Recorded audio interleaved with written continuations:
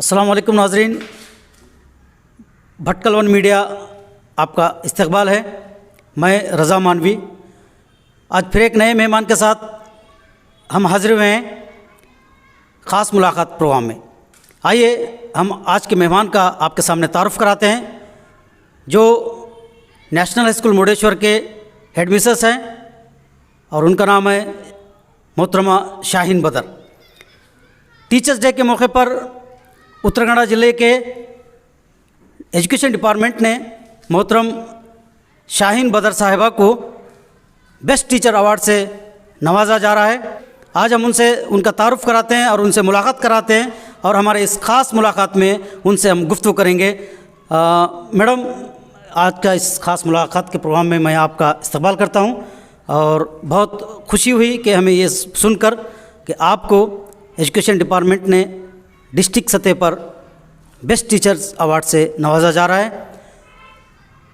पूरे उत्तराखंड डिस्ट्रिक्ट में ये वाहिद मुस्लिम टीचर है जिनको आज डिस्ट्रिक्ट सतह का अवार्ड देने जा रहे हैं। इस मौके पर मैं आपको और आपके इस इदारे को और आपके मैनेजमेंट को भटकल वन मीडिया की तरफ से मैं आपको मुबारकबाद पेश करता हूं और चलते चलते मैं आपका मुख्तसर तारुफ़ कराऊं कि आप तकरीबन 34 ईयर से इस इदारे में ख़िदमत अंजाम दे रहे हैं।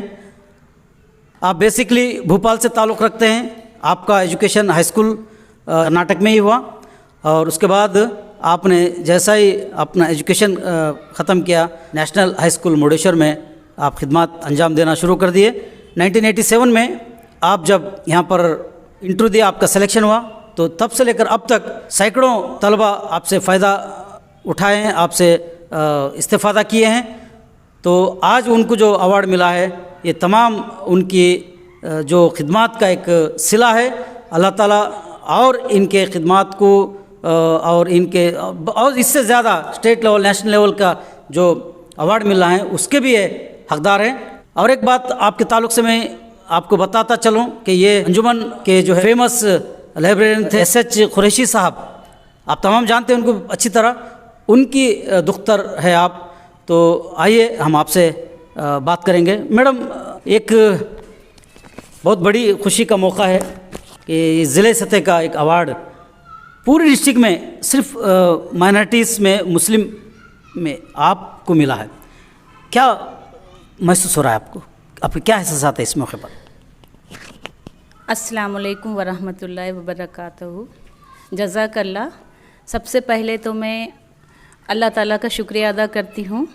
उसके बाद आपने पूछा कि ये मैं कैसा महसूस करती हूँ, तो ये जो एज़ाज़ से मुझे नवाजा गया, ये जो अवार्ड दिया गया, तो मैं जहाँ तक समझती हूँ ये उन तलबा को जो मुझसे इस्तिफ़ादा हासिल किए पढ़े हैं, उन सब की दुआओं और वालिदैन की दुआ और अल्लाह ताला का करम से मुझे जो मैं यहाँ तक पहुँची। और सबसे पहले मेरा डिपार्टमेंट, एजुकेशन डिपार्टमेंट ने मेरी खिदमत को सराहा और उन्होंने मेरे काम को महसूस किया और मुझे इस अवार्ड के लिए नॉमिनी किया। तो उनका मैं शुक्रिया अदा करती हूँ और मैं महसूस करती हूँ कि फिर भी मैंने शायद पता नहीं कैसे काम किया या नहीं, या अल्लाह ताला और मुझे खिदमत करने का मौका दे, क्योंकि ये ऐसा पेशा है, एक पैगंबरी का पेशा है। और ये पेशा ऐसा है कि मतलब बचपन से ही हमारे घर में वालिद साहब भी हेडमास्टर होकर उसके बाद यहाँ लाइब्रेरियन हुए, तो पढ़ने का चर्चा था, तो हम लोग बचपन से ही ज़रा मुझे टीचर बनने का एक ये था, शौक़ था कि हम भी यही करेंगे। तो उस वजह से जो पहला इंटरव्यू हुआ तो पहली जॉब लगी, तो वो अब तक यही कायम है। 34 साल हो गए और इसमें यहाँ के मुर्डेश्वर के लोगों का बहुत ही साथ रहा और हमारे साथ हमारी मैनेजमेंट का, मुस्लिम एजुकेशनल सोसाइटी है, उनके हमारे सदर जितने भी हुए हैं, उनके मेंबरान और उन लोगों का मेरे साथ बहुत ताउन रहा है। उसके साथ देखिए, जब कोई एक फैक्टर नहीं होता, बहुत सारे फैक्टर काम करते हैं। तो हमारे जो साथ काम करने वाले असातिज़ा हैं, उनका मेरे साथ बहुत ताउन है, साथ है। हम सब मिलकर जो है ये करते हैं।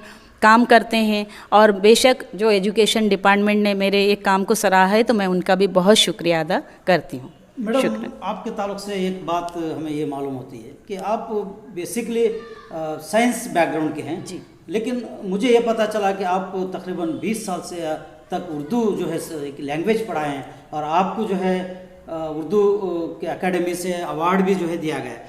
मैडम, आपका उर्दू का शौक़ कैसा बढ़ा? जी हाँ, उर्दू का शौक़ ऐसे वालिद साहब जब हमें होश आया तो वो लाइब्रेरियन थे और उनके वो यहाँ अंजुमन कॉलेज में लाइब्रेरियन थे, तो अक्सर वो बुक्स वगैरह हम उनके साथ कभी चले जाते तो किताबें पढ़ने का बहुत शौक़ चस्का लग गया था एक तरह से। तो उर्दू भी जो है बहुत ही ये अलग किस्म से ज़रा फंसी हो गई थी थोड़ी, तो उस वजह से जब मैं यहाँ पर आई तो इत्तेफाकन हमारे यहाँ उर्दू पढ़ाने के लिए यहाँ टीचर की हुई तो हमने वो भी ले लिया। तो 20 साल तक मैंने यहाँ पर उर्दू भी पढ़ाई साइंस के साथ।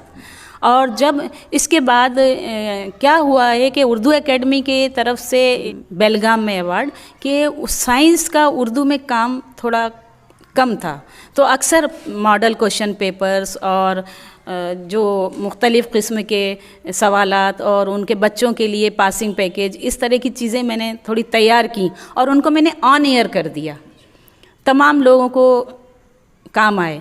तो उसके लिए मुझे जो है उन लोगों ने मुझे इसके लिए सेलेक्ट किया और उसके ऊपर मुझे एक अवार्ड दिया 3 साल पहले। मैडम, चलते अभी लॉकडाउन जो है 5 महीने 6 महीने गुजर चुका है। इस दौरान तालीमी साल शुरू होना था, आगाज़ होना था, अब तक नहीं हुआ। तलबा जो है स्कूल में आना था, अब तक नहीं आए। तो आपकी क्या स्ट्रैटेजी रही कि स्टूडेंट्स को जो है एजुकेशन दिलाने के लिए या स्टूडेंट्स से टीचर्स का कांटेक्ट जोड़ने के लिए आप क्या तदाबीर इख्तियार किए? आपका क्या प्रोग्राम रहा इस 2-3 महीने के दरमियान? हम लोगों ने तो बहुत ही इत्तेफाक से हमारे टीचर और हमने क्या किया कि जब देखा कि एग्ज़ाम का टाइम आगे बढ़ गया है और बच्चे इधर उधर घर में बैठे हुए हैं, अक्सर मुझे है ना पेरेंट्स के फ़ोन वगैरह आते हैं, बच्चे पबजी खेल रहे हैं, कहीं कुछ कर रहे हैं, पढ़ाई की तरफ तवज्जो नहीं दे रहे। तो फिर ये थोड़े हम लोग वीडियोज़ वगैरह देख रहे थे दूसरों के, तो हम लोगों ने सोचा कि ऐसा कुछ काम हम भी करेंगे। तो हमें एक खाली घर में हमारे मैथमेटिक्स टीचर, हम स्कूल से एक बोर्ड उठा लिए और फिर एक एक दिन एक एक टीचर जो है अपना एक एक वीडियो बनाते थे और उसे हम लोग शाम में अपलोड कर रहे थे यूट्यूब में। पहले तो हमने बच्चों को ऐसे ही उनके पेरेंट्स को भेजा, फिर जब देखा कि उसकी बहुत डिमांड होने लगी तो फिर हम लोग साइंस, मैथ्स और कन्नड़ा के हमने जो है ये बनाए और बनाने के बाद हमारे स्कूल के नाम से ही, नेशनल उर्दू हाई स्कूल के नाम से ही उर्दू मवाद के साथ जो है वो डाल दिया। तो यानी कि हमने 17 अप्रैल को फर्स्ट वीडियो डाला था। अल्लाह के शुक्र से अब तक जो है एक 900 के करीब हमारे ये सब्सक्राइबर हो गए।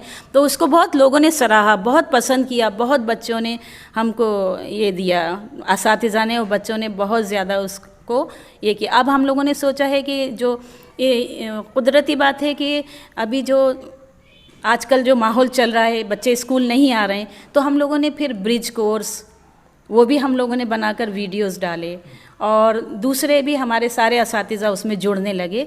धीरे धीरे अब हम लोग स्कूल में वही काम करके बच्चों को उससे जोड़ रहे हैं। तो इस तरह से हमने लॉकडाउन में वो बच्चों को फ़ायदा पहुंचाया। मैडम, अब जो सेंट्रल गवर्नमेंट ने एक न्यू एजुकेशन पॉलिसी जो है बनाई है, उस ताल्लुक़ से क्या आपकी राय है? क्या आप कुछ माइनॉरिटीज़ के लिए कोई कहते हैं, बहुत सारे लोग ये माइनॉरिटी के लिए अच्छा नहीं है, आप किस नज़र से देखते हैं इस एजुकेशन पॉलिसी को?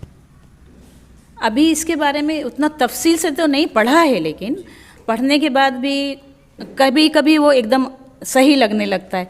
लेकिन इसका सही पता जब इम्प्लीमेंटेशन होगा तब चलेगा कि ये माइनॉरिटीज़ के लिए या हम लोगों के लिए सही है या नहीं है। तो इसके बारे में अभी मुझे तफसील से उतना एजुकेशन के लिए हाँ, साबित होगा। जी हाँ, जी हाँ, जी हाँ, पॉजिटिव नेगेटिव। जी हाँ, जी हाँ, मतलब ड्रॉप आउट्स नहीं कहलाएंगे शायद। इस नज़रिए से ये पॉलिसी ऐसी है कि बीच में अगर छोड़ दिए तो किसी को डिप्लोमा मिल सकता है, किसी को फुल डिग्री मिल सकती है। जी, इस तरह से है जी। खैर मैम, अभी हमारे माइनॉरिटीज़ खुसूसन मुस्लिम्स औरतें हैं, एक तो एजुकेशन कम है या अब आजकल एजुकेशन पा रहे हैं, लेकिन गवर्नमेंट जॉब से बहुत दूर होते हैं। खुसूसन भटकल के माहौल में हम देखेंगे या हमारे इस उत्तराखंड डिस्ट्रिक्ट के माहौल में देखेंगे, मुस्लिम खवातीन या लड़कियां जो गवर्नमेंट जॉब में नहीं जाते हैं, टीचर्स बनना भी है तो खाली प्राइवेट स्कूल की हद तक रहते हैं, आप क्या कहेंगे उनके लिए? क्या आपके पास सजेशन है, क्या राय है, उनको क्या दे सकते हैं आप? देखिए मेरे पास ना, मुझे बहुत लंबा अरसा हो गया यहाँ रहते हुए, अब तो माशाल्लाह फिर भी निकल गए, बहुत सारे लोग जॉब कर रहे हैं, लेकिन मुझे क्या लगता है गवर्नमेंट में जाना चाहिए। इसलिए जाना चाहिए कि हमें उसका फ़ायदा होता है, हमारी कम्युनिटी को, हमारी कौम को फ़ायदा होगा। जब तक हम किसी चीज़ के पास नहीं जाते तो हमें उसके बारे में मालूम नहीं होता। अब अल्लाह के शुक्र से देखी हूँ बहुत सारे ख़वातीन भी अब जो हैं जॉब कर रहे हैं, तो मैं चाहती हूँ कि हमारी ख़वातीन को आना चाहिए और इस तमाम उसमें आना है। हम अपनी हद में रहकर कर सकते हैं काम। इसमें कोई रिलीजन का कोई नहीं, कुछ नहीं। अब हर एक अपना एक जो हमारा मज़हब है और हम अपनी इसमें ही रहकर भी काम कर सकते हैं। हम कोई ये नहीं कि हमें कोई दूसरे को इख्तियार करना है, हम अपने इसमें अपने स्टाइल में अपने तरीक़े से भी रह के काम कर सकते हैं।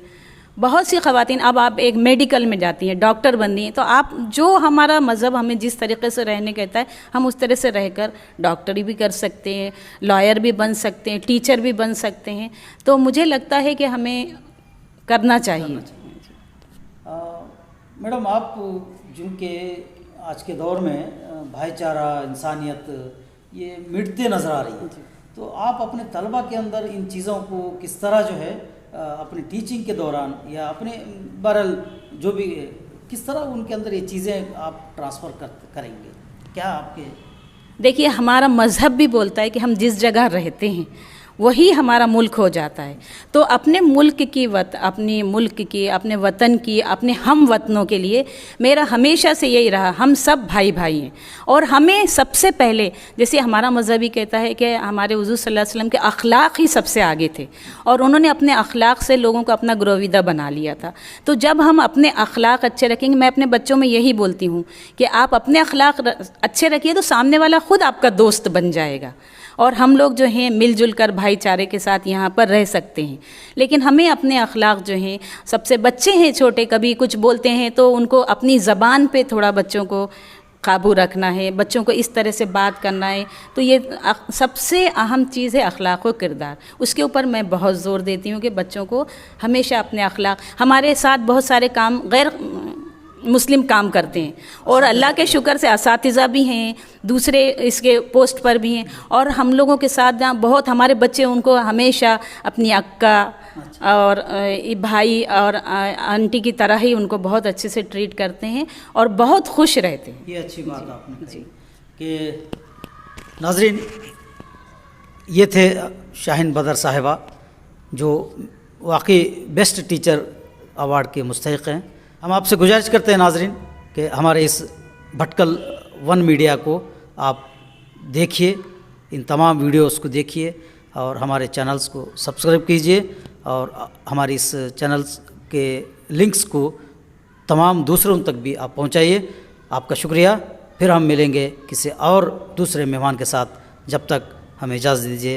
अस्सलाम वालेकुम। ಭಟ್ಕಳದ ಜನತೆಗೆ ಶುಭ ಸುದ್ದಿ.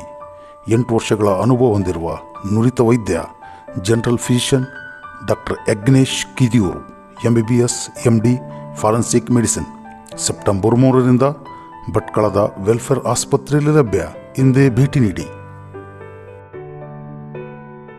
ಆಸಿಯಾ ಆಸ್ಪತ್ರೆ ವಿಟಿ ರೋಡ್ ಭಟ್ಕಳ. ಇಲ್ಲಿ ನುರಿತ ಗೈನೋಕಾಲಜಿಸ್ಟ್ ಡಾಕ್ಟರ್ ಸ್ನೇಹ ಹಾಗೂ ಮಕ್ಕಳ ತಜ್ಞೆ ಡಾಕ್ಟರ್ ಶಿವಪ್ರಕಾಶ್ ರವರ ಸೇವೆ ಲಭ್ಯ. ಸಮಯ ಬೆಳಗ್ಗೆ 9ರಿಂದ ಮಧ್ಯಾಹ್ನ 2 ಹಾಗೂ ಸಂಜೆ 5ರಿಂದ 8 ಗಂಟೆ. 24x7 ತುರ್ತು ಸೇವೆ ಹಾಗೂ ಫಾರ್ಮಸಿ ಸೇವೆಗಾಗಿ ಸಂಪರ್ಕಿಸಿ 9900 930909.